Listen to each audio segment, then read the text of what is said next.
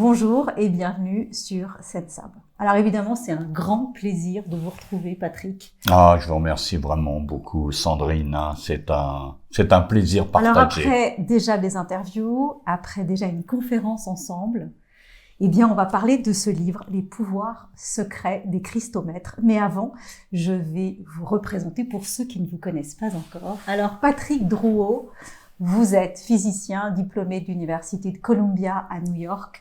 Vous êtes un spécialiste mondialement reconnu des sciences cognitives, de l'expérimentation des états d'expansion de la conscience, mais aussi des thérapies quantiques. Et aujourd'hui, on va parler de ce livre avec les Christomètres et avec le pouvoir de ces Christomètres. Le pouvoir des Christomètres. Tout un programme qui m'a fasciné. C'est un livre colossal que j'ai adoré, lu et relu. Alors évidemment, la première question que j'ai envie de vous poser, c'est depuis combien de centaines, de milliers d'années l'humanité utilise les cristaux à des fins thérapeutiques? Écoutez, je crois que la première indication où l'être humain a utilisé les cristaux, je crois que ça remonte, je crois, aux Néandertaliens ou quelque chose comme ça, mais ça a été daté de 80 000 ans. Donc on a retrouvé, si vous voulez, des ossements avec un espèce de décor avec des améthystes autour de ce corps. Donc est-ce que c'était pour protéger le défunt? Est-ce que c'était au contraire quelqu'un qui était déjà malade et à qui on a donné de l'énergie? Donc si vous voulez, la science, elle a commencé à soupçonner que peut-être depuis plus de 100 000 ans, l'être humain a utilisé les cristaux, les pierres semi-précieuses et les pierres précieuses à des fins thérapeutiques, de santé et de longévité. Vous parlez d'Imhotep, le fameux médecin des pharaons qui faisait des cataplasmes ophtalmiques. Exact. Avec de la malachite et de la bouse de vache, c'est ça? Exact. Alors voilà, par exemple, une jolie pièce de malachite. Donc, par exemple, si vous voulez, on peut s'en servir. Et comme si je lissais si vous voulez, ce corps d'énergie, ce second corps, qui en fait représente des aspects fondamentaux de notre santé, de notre manière de penser, de notre longévité aussi. Donc voilà, c'est une pièce de malachite, mais Imhotep, pour parler 2 secondes de lui, c'est l'architecte immortel de la pyramide de Saqqara, à peu près à une trentaine de kilomètres du plateau de Gizeh. Wow. Alors tout a commencé dans ce livre avec cette régression dans une vie antérieure. Vous êtes aux États-Unis, à Chicago, avec un psychiatre qui vous fait faire une hypnose. Et vous avez cette régression dans une vie antérieure. Et dans cette vie antérieure, vous vous voyez entouré de pierres avec lesquelles vous communiquez, avec lesquelles il se passe des choses absolument incroyables. Est-ce que vous pouvez nous raconter? Oui, si vous voulez, c'est une longue histoire. C'est un peu l'histoire du basculement de ma vie. En fait, j'ai une thèse de 3e cycle sur la nature du temps en mécanique quantique. Donc j'ai vécu 12 ans aux États-Unis, mais à la fin des années 70, j'ai entendu parler de rappel à la conscience de vie antérieure. Donc moi, je suis fasciné par le temps depuis que je suis enfant. Et j'ai rencontré ce psychanalyste Gregory Paxson, qui avait un cabinet à Chicago. Mais Gregory faisait partie de ces psys américains qui avaient investigué le phénomène depuis la fin des années 60. Donc c'était des gens qui avaient déjà une expérience sur le phénomène. Est-ce que ce sont des incohérences de la psyché? Est-ce que ce sont des fuites de réalité? Ou est-ce que c'est un phénomène que la pensée occidentale, scientifique, pragmatique, ne comprend pas? Et donc quand Gregory Paxson m'a raconté ce qu'il faisait, je lui ai demandé si je pouvais faire l'expérience. Il y a eu plusieurs expériences, donc on est dans les années 82, 84, et dans l'une de ces expériences, je bascule dans un endroit où il y a des pierres, des pierres précieuses, des améthystes, un cristal géant, un homme qui est en on va dire, suspendu comme en lévitation, soutenu par 4 faisceaux qui proviennent de cristaux. Donc je décris tout ça, je décris ce que je ressens, ce que je perçois, quelque chose que j'allais utiliser par la suite, qui bien sûr est le phénomène de la médecine dite vibratoire. C'est-à-dire que de mon index, je vois un fil de lumière sortir et brûler des taches marron sur l'émanation lumineuse de cet homme qui était en lévitation. Et donc Gregory Bateson me dit « What does it mean » qu'est-ce que ça veut dire ? Et je lui dis c'est une maladie vibratoire, et donc on brûle l'information de la maladie, parce que la maladie commence d'abord à ce niveau-là. Mais la phrase, elle semble simple, mais j'ai mis plus de 15 ans à comprendre que la pathologie commençait d'abord par le second corps. Ça a été le thème de mon livre précédent, La révolution de la médecine vibratoire. Mais si vous voulez, j'ai vraiment été interpellé par ce que j'ai vécu. Quelque temps passe et je fais un rêve. Mais entre-temps, je vais dans un magasin à Chicago et j'achète quelques pierres. Alors je les prends comme ça, et puis il se passe rien. Et une semaine, pendant 6 nuits d'affilée, je fais le même rêve. Je suis dans une caverne de cristal. Il y a des cristaux partout. Et donc, il y en avait qui étaient clairs, il y en avait qui étaient sombres, il y en avait qui étaient tachés. Et donc, avec un cristal qui était par terre, comme une lampe torche, je commence à nettoyer cette espèce de grotte. Et donc, je suis dans un environnement lumineux. Et je me réveille, je suis énergétisé. Et je reprends les petits cristaux que j'avais achetés 1 ou 2 mois avant, et je dis, je sais me servir du cristal.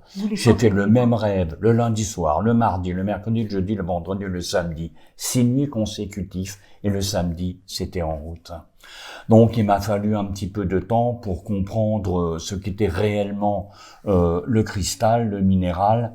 Alors, bien sûr, en science, existe ce qu'on appelle la cristallographie quantique, c'est-à-dire la structure atomique des cristaux. Donc j'avais quelques souvenirs du temps de mes études à Columbia, mais ça m'était un peu sorti de la tête. Et donc j'ai commencé à utiliser peu à peu l'énergie des pierres. Et c'est vrai que je suis entré dans le domaine de la pierre, dans le domaine du minéral, et chez les peuples premiers, les peuples traditionnels, les peuples fondateurs, eh bien, c'est le premier règne. Ce qui est intéressant, c'est que les anciens, enfin ceux qui ont encore l'ancienne pensée traditionnelle, disent que c'est le peuple minéral qui a enseigné le peuple végétal. Les végétaux ont enseigné aux animaux, et les animaux ont enseigné aux humains. C'est-à-dire que ils insistent pour dire qu'à une époque mythique, eh bien, l'être humain et l'animal pouvaient correspondre. C'était pas uniquement je sens ce que mon chien me dit, je sens mon chat, etc. C'est vraiment une communication de règne à règne. Et donc j'ai commencé à me demander s'il n'y avait pas une forme d'intelligence cachée dans la structure des pierres. Donc il y a eu beaucoup de questionnements, de cheminements, comment faire. Bien sûr, la lithothérapie, elle existait déjà. Litho provient de lithos, qui veut dire pierre en grec, donc c'est la thérapie par les pierres. Mais je voulais aller un petit peu plus loin, quoi, vraiment entrer dans ce que l'on appelle la magie du cristal. Parce que, alors, pour faire juste une parenthèse, vous savez que dans l'univers, la vie, elle est née du cycle du carbone. C'est-à-dire que nous sommes, nous, vous et moi et tout le monde, des êtres carbonés. Mais la science reconnaît que dans l'univers, eh bien, la vie pourrait éclore du cycle du silicium. Silicium, c'est le quartz, voyez. Et donc, est-ce que la vie pourrait surgir d'une pierre comme ça? eh bien, c'est ce que la science laisse vaguement soupçonner. Alors, je pousse un petit peu le bouchon, mais pour moi, si vous voulez, dans l'univers, tout ce qui émet une radiation, tout ce qui émet une forme d'énergie, possède une forme de conscience. Donc, quelque part, lorsque vous créez un partenariat entre la pierre ou ces pierres et vous, eh bien, vous êtes en lien avec les forces fondamentales qui ont permis la matérialisation de l'univers physique. Alors, qu'est-ce qui se passe quand vous allez au Brésil et que vous êtes entouré de ces cristomètres, de ces mines absolument extraordinaires? Qu'est-ce qui se passe dans votre corps? Parce que vous en parlez dans le livre. Alors, et vous expliquez que vous avez des visions, que vous avez des perceptions particulières, parce que justement, vous êtes sensibilisé par la présence de ces mines, de ces cristaux, et qu'au Brésil, il se passe des choses très particulières. Alors justement, Sandrine, j'ai 5 de mes livres qui ont été traduits en portugais brésilien. Et donc, j'avais fait une conférence à Belo Horizonte. Belo Horizonte, ça veut dire horizon merveilleux. C'est une ville de 2 millions d'habitants. Et donc, mon directeur littéraire me dit, est-ce que tu veux donner 2-3 consultations comme ça? Alors, je dis oui, je peux, quoi.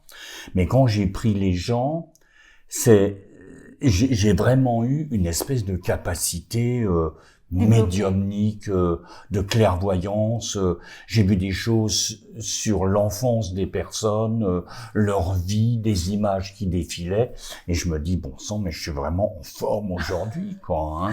Mais qu'est-ce qui m'arrive aujourd'hui? Exactement. Et donc je dis, alors j'avais déjà quelques perceptions, mais là c'était, voilà, ça n'arrêtait pas. Et vous étiez à côté d'une mine ou c'était parce que les gens étaient dans cet environnement-là? Alors justement, Sandrine, on m'explique que cette ville de 2 millions d'habitants, eh bien, repose sur une gigantesque mine d'améthyste. Wow. Et donc, il y a des observations d'ovnis, des phénomènes d'apparition, des phénomènes de guérison, des phénomènes, on va dire, réellement paranormaux. Donc, les Brésiliens, en tant que peuple et en tant que pays et à Belo, eh bien, vivent avec ces phénomènes. Vous savez, chez nous, nous sommes des gens pragmatiques.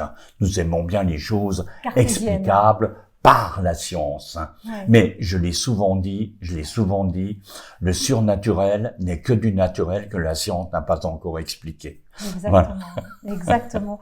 Alors, parlez-nous dans ce livre de ce que vous avez réussi à élaborer, qui sont des chefs-d'œuvre. Vous avez donné l'explication de l'élaboration d'une crypte minérale. Oui, alors je voudrais revenir un tout petit peu en arrière, si vous voulez, parce que c'est vrai que la planète, c'est un paradis minéral.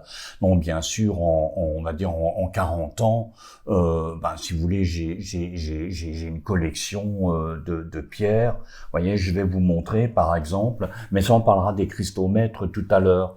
Mais voyez par exemple des pièces comme cette topaze bleue qui est une pièce unique, qui provient de Salvador de Bahia, voilà, si vous voulez. Donc c'est une pièce absolument remarquable. Le quartz rose aussi.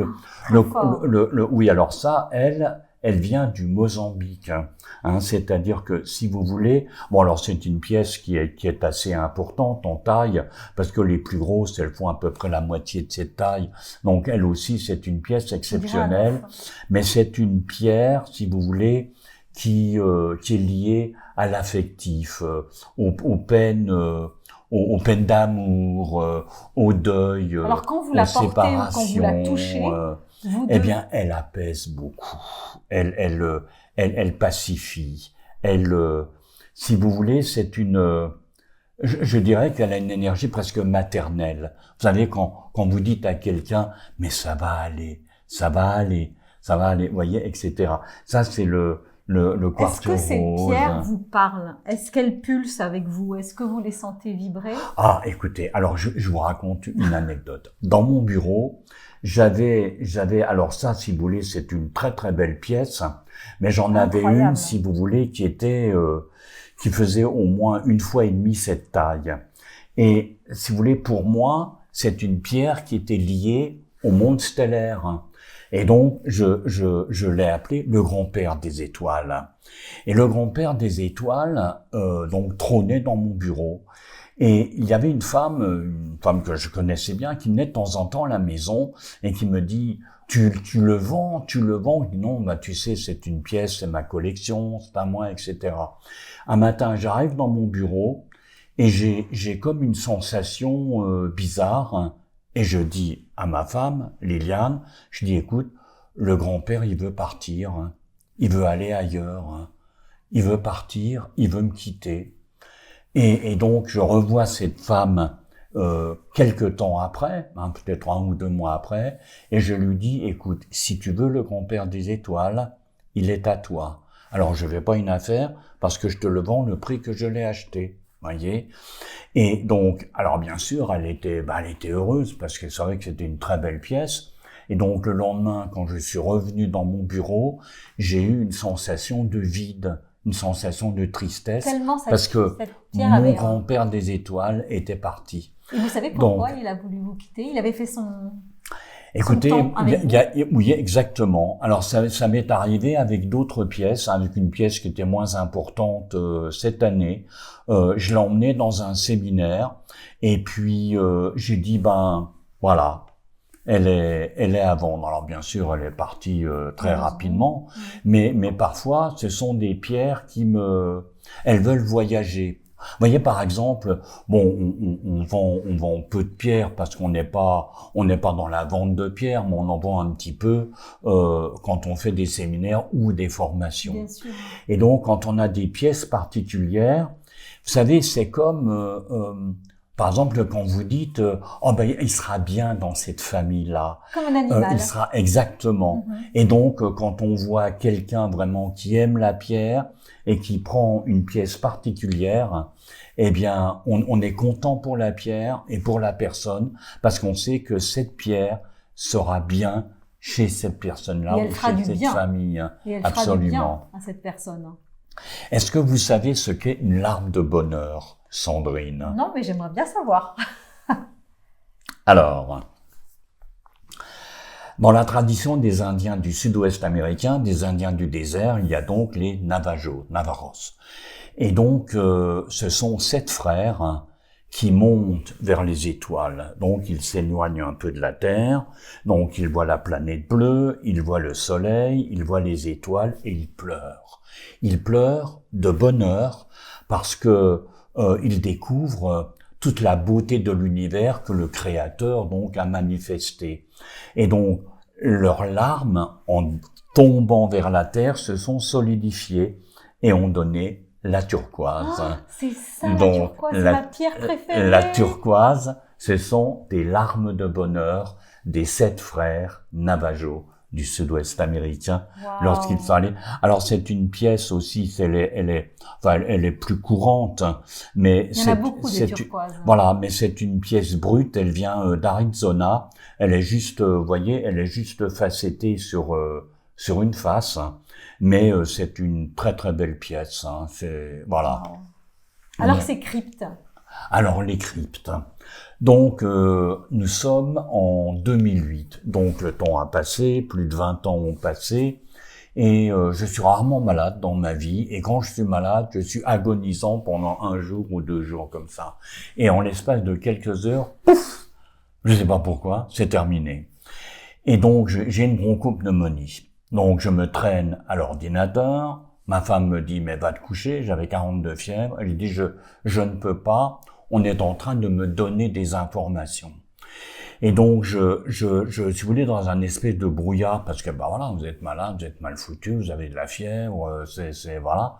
Et donc, je vois un espèce de paysage stellaire, hein, avec un arrangement de cristaux, qui ressemble, une armature, qui ressemble à un cartouche égyptien, avec une espèce de couronne à la tête, et puis un cristal juste au-dessus. Et je dis, mais c'est un cristal maître, c'est une crypte minérale, c'est quelque chose qui ralentit le temps. Pourquoi est-ce que nous vieillissons, chère Sandrine? Parce que le temps est linéaire. Parce que nous allons de notre naissance Voilà, c'est ça. vers notre dissolution. Maintenant, en science, la question se pose, hein, elle est osée, mais on peut la poser. Est-ce que c'est parce que nous marchons vers notre finitude, ou est-ce que nous sommes fixes dans un flux temporel Qui et bouge. c'est le temps qui nous traverse? D'accord. Donc je me suis dit, mais si j'arrive à ralentir le temps, Mais oui. est-ce que je peux vieillir moins rapidement? Est-ce que mes cellules peuvent se régénérer plus aisément, etc., etc. Et donc, quand j'ai vu cette espèce d'arrangement avec des intelligences qui me disent, enfin, alors ça se passe en anglais, we are dwellers of time. Donc, j'ai traduit ça en français. Dwellers, ça a une autre signification, mais pas veilleur du temps. D'accord. Et donc, je me suis dit, est-ce que c'est l'intelligence du temps qui me parle et donc qui me montre comment ralentir le temps? Alors, je veux donner une explication aussi, parce qu'il y a plein de choses à dire, hein, Sandrine. Lorsque vous allez dans un lieu consacré, que ce soit une cathédrale, une église, un calvaire, un éméton. Un éméton, ce sont les clairières druidiques. C'est-à-dire que vous avez un arbre maître et vous avez donc une clairière consacrée. Donc, on va dire... Ce sont les endroits sacrés. Il se passe quelque chose. Exactement. Donc, on va dire, mais c'est parce que la fréquence est plus élevée. C'est cosmotellurique, non? C'est vrai, mais c'est aussi un endroit où le temps se modifie. Ah, c'est ça le secret. Et c'est la raison pour laquelle vous avez ces réactions. Et donc, je me suis dit, si j'arrive à recréer ce que j'ai vu quand j'avais cette fièvre, donc il y a eu un tâtonnement. Hein. J'ai tâtonné pendant 2-3 ans, et donc jusqu'au moment où j'ai commencé vraiment à comprendre ce qu'était une arche temporelle ou une crypte minérale. Lorsque vous êtes dans une crypte minérale, le temps se modifie. Et si le temps se modifie, alors vos cellules peuvent se régénérer plus rapidement. Vous êtes littéralement boosté. Maintenant, il y a des tas d'exercices que vous pouvez faire dans une crypte minérale. Mettez-vous en cohérence cardiaque. Là, c'est le maximum. Mais oui, et si vous voulez, si vous ne pouvez pas créer l'armature, au moins, si vous voulez, avec ce que j'ai appelé la couronne étincelante. Oui. Vous avez mis d'ailleurs dans votre livre une photo de la crypte minérale avec tous les cristaux, comment les positionner, de quel sens, comment y entrer, comment y sortir. Alors, Sandrine, il faut que j'explique une chose, c'est qu'en page 178, il y a une inversion des directions. C'est-à-dire que la porte de l'ouest devient la porte de l'est et la porte de l'est devient la porte de l'ouest. Mais en page 179, il y a un croquis et lui, il est bon. Lui, il est bon. Voilà. Alors, déjà, il faut la faire, cette fameuse crypte minérale, parce que c'est pas mais anodin. Oui, parce que si vous voulez, j'ai tâtonné. C'est 20 ans de travail. C'est 20 ans de travail. Et puis bon, il y a eu des tas de tests avec des gens que je connais. On a créé des groupes de travail. Il y a des gens qui pendulent, il y a des gens qui font de la radionique. On a un spécialiste de la cathédrale de Bourges qui est un géobiologue qui connaît bien les énergies. Donc, qu'est-ce que tu sens, qu'est-ce que tu reçois, etc., etc. Et qu'est-ce que ressentent les gens quand ils vont dans votre crypte minérale? Est-ce que vous avez un endroit chez vous avec une crypte minérale où vous mettez les gens pour les guérir, pour les aider? Alors moi, je le fais pas à la maison, je le fais en séminaire, je le fais en formation, donc on construit. Donc les gens peuvent... c'est pas trop long, c'est pas trop fastidieux parce que c'est quand même déjà 72 pierres. Oh non, ça met même pas une demi-heure. D'accord. Même pas. J'imagine qu'il faut des cristaux particulièrement. Oui, il faut, voilà, j'en ai pas là, mais ce sont des petits cristaux de 2-3 centimètres, avec donc, voilà. Et donc, on les, une fois encore, ça a la forme d'un cartouche égyptien. Alors là aussi, les 7 pierres, que j'ai appelées, vous savez que vous parlez le sanskrit. Non, je savais pas. Si. D'accord. Vous utilisez le terme de mandala. Oui, c'est vrai. Mandala, c'est un terme sanskrit. Donc, en bon belge ou en bon gaulois, eh bien, ça veut dire couronne étincelante. Donc je l'ai appelé couronne étincelante. Ah, wow. Mais des années plus tard, donc ça doit remonter maintenant à peut-être 10 ans, donc ça faisait 10 ans que je travaillais avec les cryptes, je tombe sur l'épouse divine de Thoth. Alors qui est l'épouse divine de Thoth? Elle s'appelle Séchat. Séchat, c'est une déesse primordiale, c'est une déesse très très ancienne, parce qu'on parle toujours de Thoth ceci, Thoth cela, etc. Oui. Mais Thoth, il a une épouse, oui. Et donc c'est Séchat. Et Séchat, elle est liée aux architectes. C'est elle qui va mesurer la dimension des temples et qui va dire où les temples doivent être construits. Mais quand j'ai vu la photo de Séchat sur dans une crypte souterraine en Égypte, alors excusez-moi, mais j'ai halluciné. Qu'est-ce qu'elle a au-dessus de la tête? Cette étoile. Et je dis, c'est ma couronne étincelante. C'est ce que vous avez reproduit dans votre livre. Exactement, exactement. Donc, si vous voulez, il fallait que vous comprenez bien, je suis dans l'empirisme, mais si vous voulez, lorsque vous émettez une possibilité, un postulat, une théorie, il vous faut des résultats. S'il n'y a pas de résultats, votre théorie, elle tient pas la route. Donc là, c'est la même chose. Ensuite, il a fallu, je me suis dit, mais on peut pas rentrer là-dedans n'importe comment. Donc, je me suis rappelé des cycles cérémoniels chez les peuples premiers. Si vous voulez, le cycle cérémoniel se fait dans l'axe de rotation de la Terre, c'est-à-dire le sens des aiguilles d'une montre. Vous comprenez? Et peu à peu, il y a eu vraiment un savoir-faire dans l'architecture des cryptes minérales. Alors, il y a une modification qui se fait, si vous voulez, à l'intérieur de nous.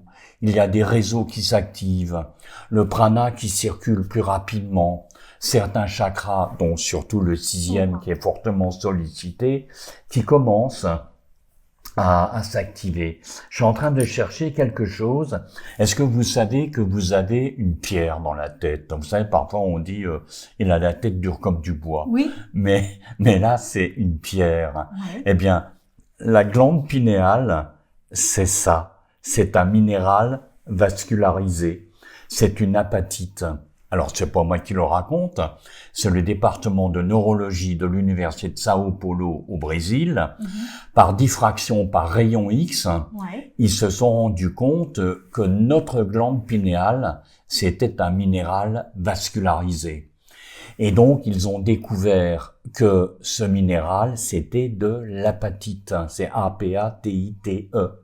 Et donc, on est au Brésil, ils ont pris des guérisseurs, des voyants, des pères ou des mères des saints, bref, des gens qui avaient des capacités, disons, paranormales. Et ils se sont rendus compte que le pourcentage d'apatite actif dans la glande pinéale, tout du moins au niveau atomique, était plus important chez les gens à capacité paranormale. Alors chez vous, ça doit être très fort. Hein. Chez vous, ça doit être incroyable. Donc, quelque part, eh bien, ici, c'est une annexe de Poudlard. Voilà. Merci beaucoup, Patrick. En tout cas, c'est toujours passionnant de vous retrouver. C'est toujours absolument fascinant de vous lire, de s'apercevoir à quel point vous nous transmettez des savoirs qui viennent d'ailleurs, des savoirs qui nous permettent de retrouver des mémoires oubliées. Et ce livre en est la preuve. C'est colossal. Oui. Je l'ai évidemment adoré. Voilà. Et je vous en remercie. Parce que c'est grâce à des gens comme vous que je suis chaque fois plus heureuse d'interviewer et de m'enrichir. Voilà. Une dernière photo. Beaucoup. Oui, bien sûr. Allez, voyons, regardez, voyez. Ça, c'est une citrine naturelle. Elle est belle. Voyez, voilà. C'est un cristal maître. C'est un canal archiviste. Voyez. Ça, c'est un générateur. C'est aussi une très très belle pièce. Voyez, voilà. Alors c'est vrai que je voulais vous montrer cette pièce qui est magnifique. Voyez, il y a plein de poils à l'intérieur. Eh bien, c'est du rutile. Et donc, quand un quartz a du rutile à l'intérieur, eh bien, ça s'appelle un cheveu de Vénus. Voilà, donc c'est un cheveu de Vénus. C'est une appellation minéralogique, hein. C'est pas moi qui l'ai... C'est pas vous qui l'avez surnommé non, comme non, ça. Non, non, non. Voilà, vous voyez, regardez, c'est une très, très belle pièce, hein, là. Voilà. Ouais. Des trésors. Ce livre est un trésor, mais toutes ces cristomètres sont aussi des trésors. Et en plus, Voilà. on est beaucoup plus instruit en ayant terminé cette interview, puisqu'on a appris beaucoup de choses grâce à vous. Merci beaucoup, Patrick. chère Sandrine. Merci. Merci beaucoup.